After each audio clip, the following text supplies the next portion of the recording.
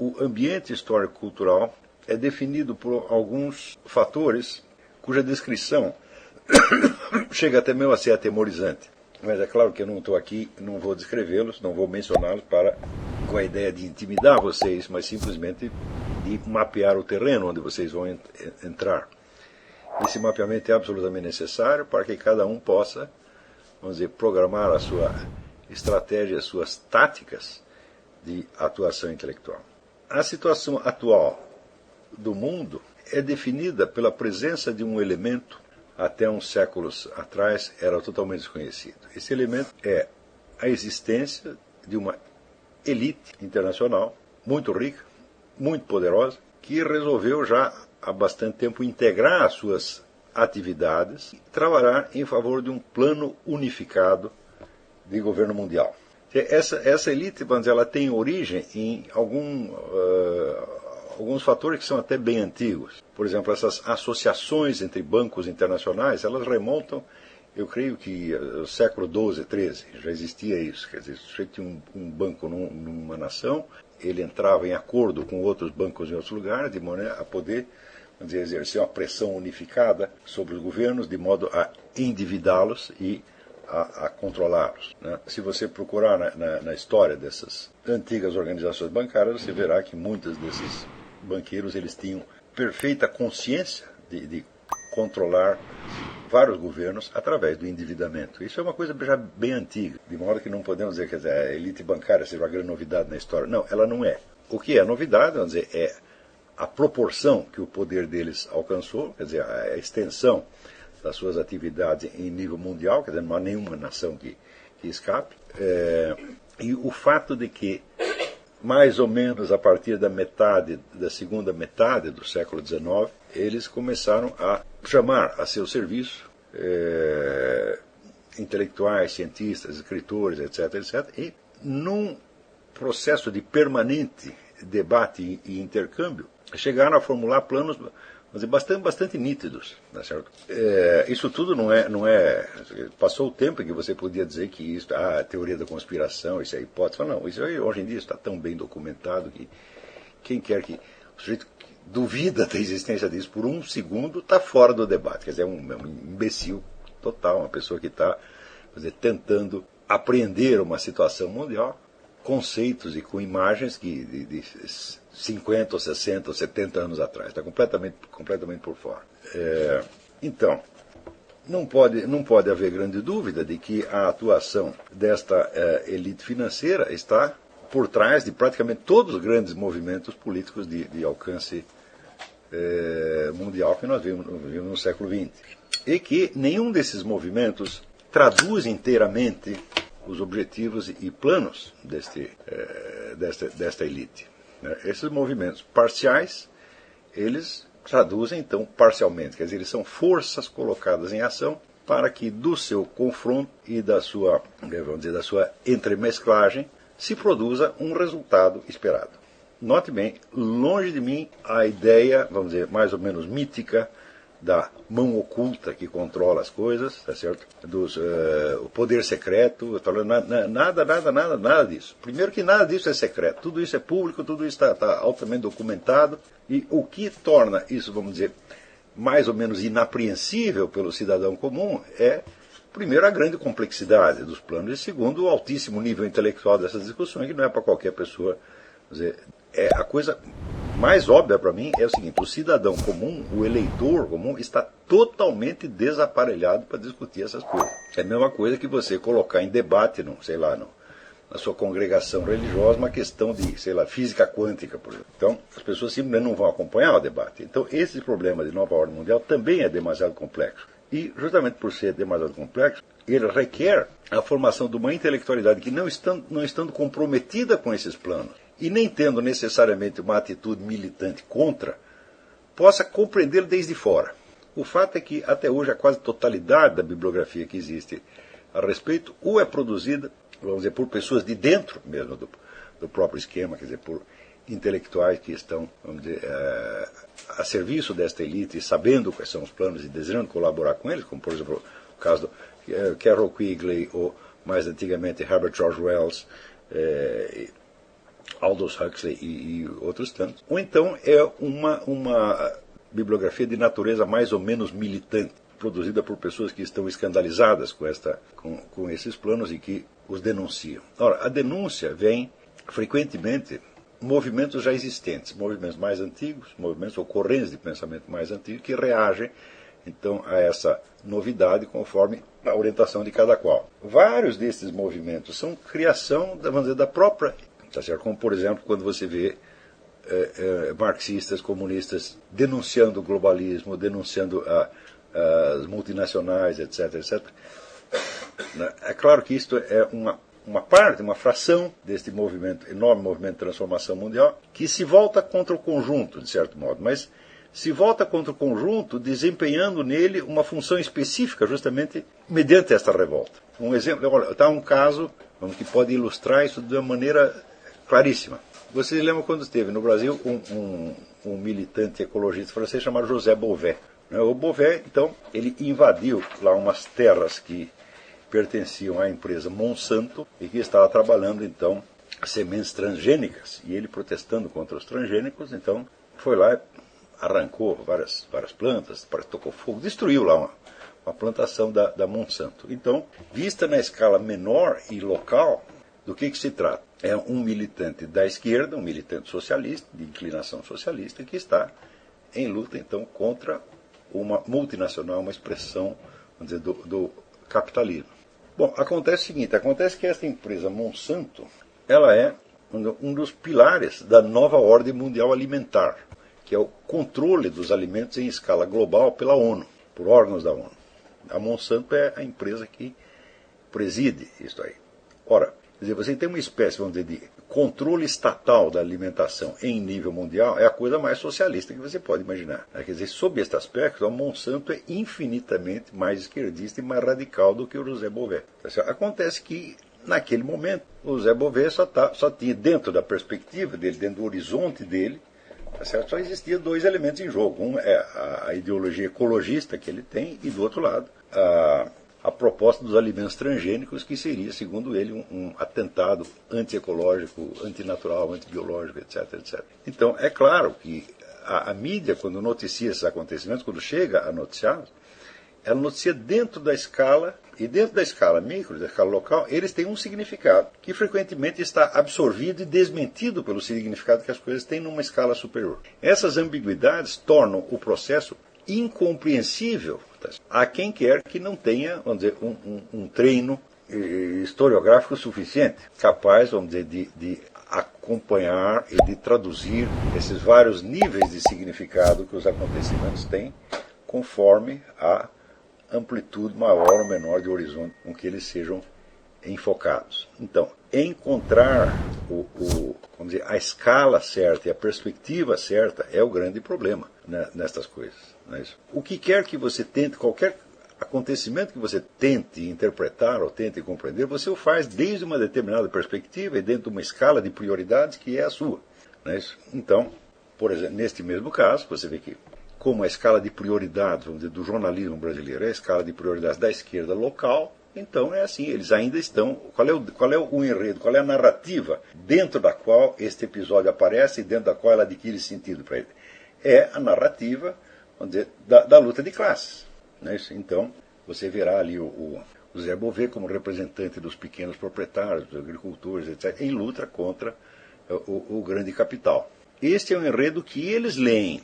E esse enredo é determinado, vamos dizer, pela escala de prioridade deles.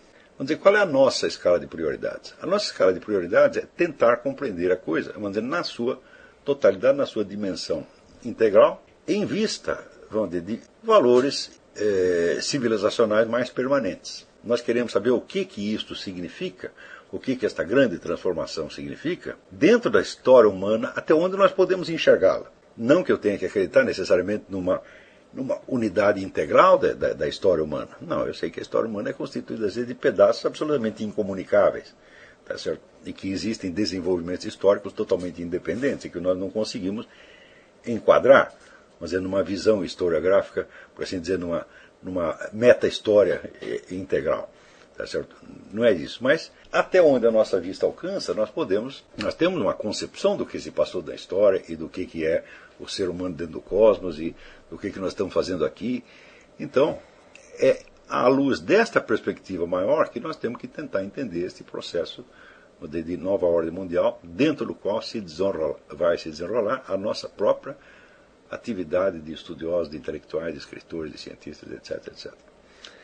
Então, nós podemos, por um lado, aceitar que essa análise se baseie em valores já assumidos de antemão, contanto que esses valores tenham, vamos dizer, um sentido de universalidade suficiente. Por exemplo, se eu quero julgar o movimento globalista, globalização, à luz do movimento socialista, eu não posso fazê-lo porque o movimento socialista é uma parte do próprio movimento globalista, ele é uma função do movimento globalista, ele foi criado pelo... Ele jamais vai ter amplitude para poder se colocar acima deste movimento e enxergá-lo. Então, a pergunta seria, quem pode julgar esta reforma globalista? Eu digo, bom, só quem seja capaz de enxergar um pouco para além dela. Então, isso quer dizer que nós temos que tomar como medida de aferição da nossa visão de conjunto a visão que é apresentada pelos grandes historiadores que participam do movimento da globalização, especialmente dois, um que é Arnold Toynbee e outro que é o Carroll Quigley. Ou seja, nós temos que enxergar no mínimo o que eles enxergam, porque todo este plano de globalização, ele se entende a si próprio como um passo civilizacional que está sendo dado dentro de uma visão que eles têm da história. Então, é claro que estudar as obras do Arnold Toynbee e do Carroll Quigley é uma condição absolutamente necessária para que você possa começar a raciocinar a respeito.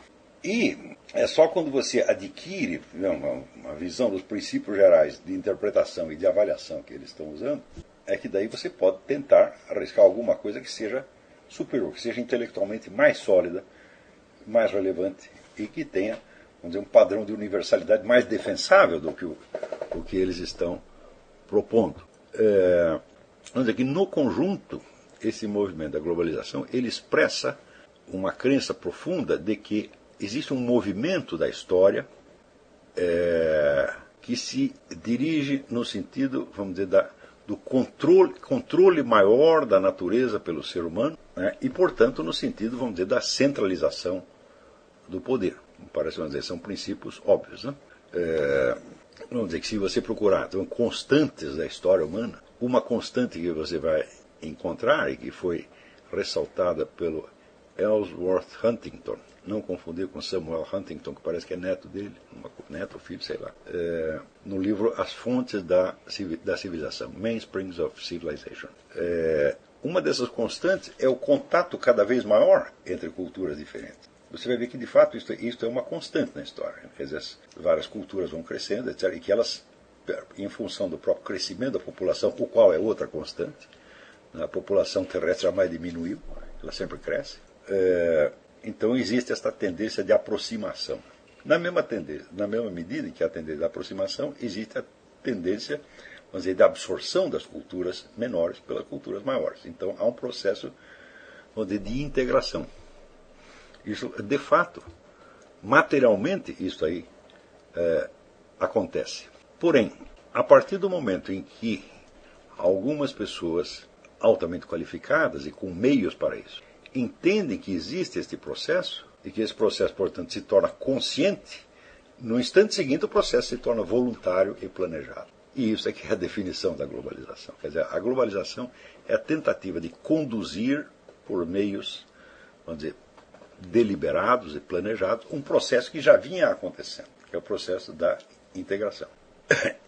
Esta tentativa, por sua vez, ela se baseia também na ideia de que do movimento anteriormente observado pode-se deduzir algo, pelo menos conjeturalmente, quanto ao que deve vir no futuro. Então, você verá que todas as correntes que, vamos dizer, que fazem parte de um modo ou de outro desse movimento de globalização, todas elas têm uma visão do futuro e acreditam, vamos dizer, que como esse futuro toma a forma do controle cada vez maior do homem sobre a natureza, então o próprio processo que está incrementando esse controle pode ser ele também controlado. Então, é a ideia, vamos dizer, do controle total do processo histórico. Porém, quando nós rastreamos a origem dessas discussões, nós vamos ver, por exemplo, que alguns desses movimentos, eles trabalharam mais profundamente esta ideia do controle crescente, mais profundamente e mais atentamente, e outros não. Por exemplo, quando você vê esse pessoal que no Brasil se chama liberal, aqui não se chama liberal, aqui chama-se classic liberal, né? Liberal aqui quer dizer esquerdista, esquerdista soft, é tucano, né?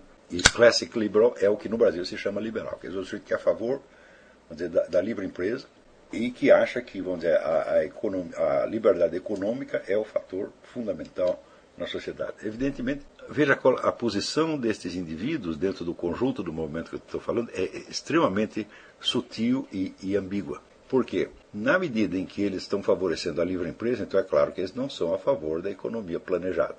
Porém, na medida em que eles se opõem aos controles exercidos em escala nacional, eles acabam favorecendo uma transferência de poder, quer dizer, dos organismos das soberanias nacionais para a escala internacional. Como esse aspecto do poder político não é, vamos dizer, um ponto fundamental de interesse deles, eles estão mais interessados em economia, eles acham que se houver liberdade econômica, o resto se resolve por si.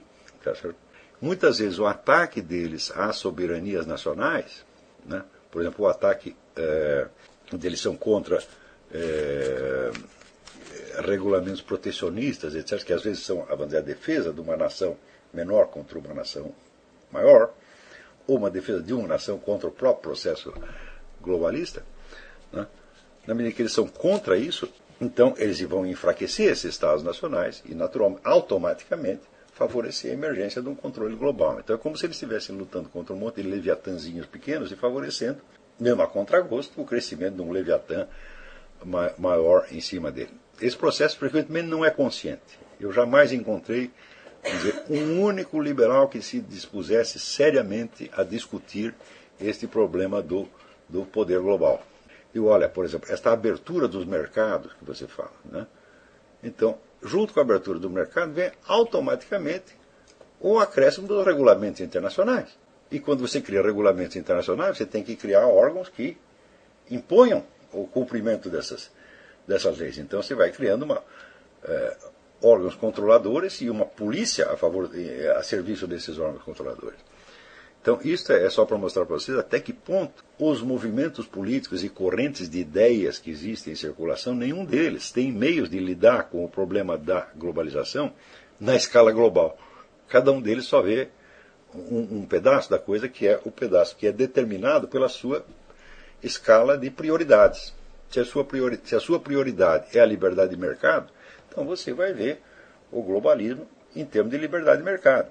Mas e o resto que acontece paralelamente e até em função disso? Bom, isso aí é considerado um problema secundário, tá certo? Que a própria liberdade de mercado se encarregaria de resolver com o tempo, coisa que absolutamente não acontece. O fato é que, junto com a abertura dos mercados, aconteceu um crescimento formidável dos mecanismos internacionais de regulação e controle. As duas coisas vieram juntas. Embora, do ponto de vista da pura teoria econômica, você não tenha como explicar isso aí. Quer dizer, vamos dizer, por que, em termos de economia, você não tem como explicar por que a simples abertura dos mercados aumentará fará crescer um poder de controle internacional. Porque isso não é um fator econômico, isso é um fator jurídico, político, etc., etc., né? Geopolítico. Do mesmo modo, quando você vê os enfoques comunistas, marxistas da globalização, então, necessariamente, eles veem a globalização como um processo, vamos dizer, de crescimento capitalista, que se opõe, então, vamos dizer, aos movimentos populares e de direitos humanos, etc., etc. Quando nós vamos rastrear o que está realmente acontecendo, nós vemos que todos esses movimentos, sem exceção, são todos eles criados, financiados, subsidiados e dirigidos desde a mesma elite global. Por exemplo, esta semana, eu escrevi um artigo que deve sair a semana que vem, mencionando, no artigo de jornal não dá para você analisar coisa nenhuma, né? O livro da Frances Stonor Saunders, da historiadora inglesa, pesquisadora inglesa, o livro chama-se Quem Pagou a Conta? A CIA na Guerra Cultural. Ela, lá pelas tantas, ela denuncia como uma dessas operações da CIA destinada a favorecer o imperialismo capitalista o fato de que, né, em 1969, a Fundação Ford deu um dinheiro para o Fernando Henrique Cardoso e outros professores demitidos da USP criarem o CEBRAP, Centro Brasileiro de Análise e Planejamento. O jornalista Sebastião Neri, que é um sujeito notável pela sua inteligência glútea, ele imediatamente, né, escreveu um artigo dizendo: olha aí, né, a interferência, o imperialismo, o Fernando Henrique se vendeu para o imperialismo, Yankee, etc, etc, etc. E, bom, acontece o seguinte: a Fundação Ford, né, ela já desde os anos 50 já é acusada de favorecer a propaganda comunista. E todos os empreendimentos que ela financia no mundo são todos empreendimentos da esquerda. O gaysismo, o abortismo, o feminismo, cotas raciais, etc, etc. Todo mundo sabe que qualquer aluno que entre na USP, você foi aprovado para o vestibular da USP, você entra na USP, já está o cara da Fundação Ford na porta te esperando para oferecer uma verba se você fizer a pesquisa que chega à conclusão X ou Y, né, favorecendo sempre essas causas da esquerda. Então você veja, o fato do Fernando Henrique aceitar esse dinheiro da Fundação Ford não representa de uma maneira alguma uma traição à esquerda. Eu digo, mas quantas pessoas no Brasil sabem o que é realmente a Fundação Ford? A Fundação Ford, para eles, tem um nome americano, então deve representar o imperialismo americano. Então, uma visão real do que está acontecendo aqui nos Estados Unidos, ninguém tem no Brasil, mas ninguém. É tudo filtrado pela lente, vamos dizer, de uma esquerda local, provinciana, quer dizer, é tudo visto numa escala onde o significado das coisas pode ser até invertido. Quer dizer, onde uma fundação notoriamente pró-esquerdista, pró-comunista, etc., aparece, então, com a figura, vamos dizer, do imperialismo yankee. Né? E o Fernando Henrique, que é um sujeito que tem uma atuação consistente de 40 e tantos anos a favor do socialismo fabiano. O socialismo fabiano é o chamado socialismo não revolucionário. Quer dizer, não é revolucionário no sentido de não ser violento, mas é revolucionário também no sentido em que eu uso a palavra revolucionário. É um sujeito que tem uma folha corrida de serviços prestados a esse movimento com uma coerência notável ao longo de 40 ou 50 anos, aparece então aos olhos de uma outra ala da esquerda como se fosse um traidor pró-capitalista. E a discussão, você sabe que toda a discussão brasileira é esta, é assim, é PT versus PSDB. Quer dizer, é uma discussão interna de uma facção do movimento globalista. Então é claro que nessa escala, assim como na escala de pensamento dos liberais, não dá para você compreender o que se passa. Ou seja, seria ridículo, mas absolutamente ridículo, você tentar imaginar que esse movimento de globalização tem por finalidade fazer os camaradas ganharem mais dinheiro. É uma coisa inteiramente absurda. Quer dizer, os indivíduos que controlam o fluxo internacional de dinheiro não tem por que ganhar mais dinheiro. Ganhar mais dinheiro não faz sentido. O sujeito que controla o dinheiro, ele controla o valor do dinheiro. Então o que quer dizer ganhar mais dinheiro? Por exemplo, se você ganha um salário de, sei lá, R$2.000, quer passar a ganhar 4, então isso faz sentido para você, mas for o controlador do dinheiro que pode fazer 2 valer 4 ou 4 valer 40, isso aí não faz a menor diferença. Quer dizer, vamos dizer, todas as explicações econômicas para o globalismo são absolutamente fúteis. Então, é claro que não se trata disso, as pessoas não vão tentar dirigir o fluxo inteiro da história humana só para elas ganhar mais dinheiro, vamos dizer, isso é uma visão de um provincianismo e de uma mesquinharia mental a toda prova. O fato é que entre os próceres globalistas você vai encontrar algumas das pessoas mais idealistas e devotadas, tá certo? E altruístas do mundo, jamais pensaram em como eles vão ganhar mais dinheiro. Então é claro que o problema não é este. Agora, que é um problema de poder, Agora, o que é poder? Poder significa a capacidade que você tem de fazer os outros fazerem o que você quer. O poder é exercido sobre os outros e é uma vontade que se sobrepõe a outra vontade. Ora, nós só podemos compreender o fenômeno do poder, quer dizer, qualquer análise, vamos dizer, por mais elementar do fenômeno do poder, ela tem de partir de uma premissa que é absolutamente ignorada por toda a brilhante ciência social contemporânea, que é o fenômeno, vamos dizer, da diferença de poder entre seres humanos. A diferença de poder entre um membro da espécie e outro membro da espécie é uma das características mais constantes e fundamentais da presença humana no cosmos. Não há nenhuma outra espécie animal no qual dois membros sejam tão diferentes na sua quantidade e escala de poder quanto isso acontece entre seres humanos. O fato de, se você pegar, digamos, uma tribo de índios, ter lá um cacique, um pajé, que pode a qualquer momento determinar a morte de qualquer dos membros, tá certo? Quer dizer, tem poder de vida e morte. Fala, este fenômeno não existe em nenhuma tribo animal. Se você pegasse um bando de leões Ora, o leão mais forte não vai decretar a morte do leão mais fraco, a não ser que seja atacado por ele. Isso nunca acontece. Então, esta diferença, por mais longe que você remonte na história, ela se observa. E a diferença chega a ser a diferença entre o tudo e o nada. Quer dizer, um sujeito que tem todo o poder e outro que não tem nenhum. Esta não só é uma constante da história humana, como uma outra constante, não estrutural e permanente, mas uma constante, vamos dizer, de desenvolvimento, é o aumento da diferença de poder. Porque uma coisa mais simples é você entender que poder significa diferença de poder. Quer dizer, um poder não é quantitativo, não significa nada. O poder é uma noção quantitativa. Então, digamos, se o poder é a capacidade que um sujeito tem de fazer o outro agir da maneira que ele quer, então tem mais poder aquele que tem uma influência mais profunda sobre o outro, ou seja, capaz de determinar mais ações dele e que tem essa influência sobre mais pessoas. Então, nesse sentido, o aumento quantitativo do poder dos poderosos ao longo do tempo é um fato óbvio. Por exemplo, quando você vê, quando no século XX aparecem tipos como Hitler, ou Mao Tse-tung, ou Stalin, que tem a capacidade de, num golpe de caneta, determinar a morte de milhões de pessoas. E aquilo vai ser executado sem discussão e sem oposição. Então você imagine, por exemplo, a diferença de escala de poder entre o Stalin sentado na sua mesa com a sua caneta e o sujeito que está lá jogado no fundo do gulag, sem ter o que comer, sem poder dizer ai e sem poder determinar nada do seu destino. Quer dizer, ele não tem poder sobre a sua vida nos próximos 5 minutos. Então, esta diferença como essa sempre existiu, sempre existiram. Acontece que elas aumentaram em intensidade e extensão ao longo do tempo. E esse aumento, vamos dizer, está muitíssimo bem documentado no livro do Bertrand de Jouvenel, que se chama Du Pouvoir, né, do Poder, História Natural do Seu Crescimento.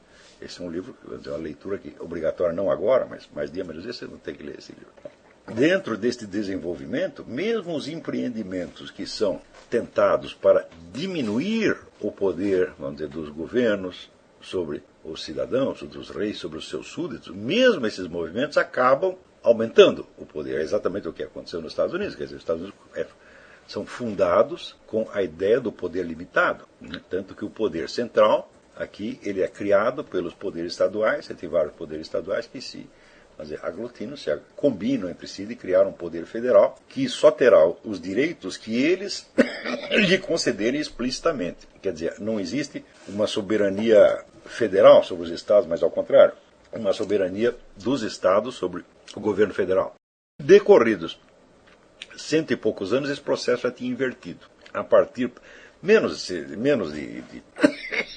100 anos. Quando chega na Guerra Civil Americana, você já vê um crescimento formidável do poder central. Ao ponto que muitos historiadores chegam a considerar Lincoln uma espécie de ditador. Ele instituiu a censura à imprensa, prendeu um bocado de gente sem processo nem nada. O cara que era, depois da guerra, encerrada a guerra, o sujeito que era presidente da Confederação, Jefferson Davis, ficou na cadeia um tempão sem processo nem coisa nenhuma. Aliás, ele pedia que o processassem, ele pedia que o acusassem formalmente para que ele pudesse se defender e nunca lhe deram essa chance. Então, isto aconteceu numa nação que tinha sido concebida na base da limitação do poder central. Então, mesmo esses movimentos que temporariamente parecem reverter o curso geral das coisas acabam por fortalecer esta mesma tendência.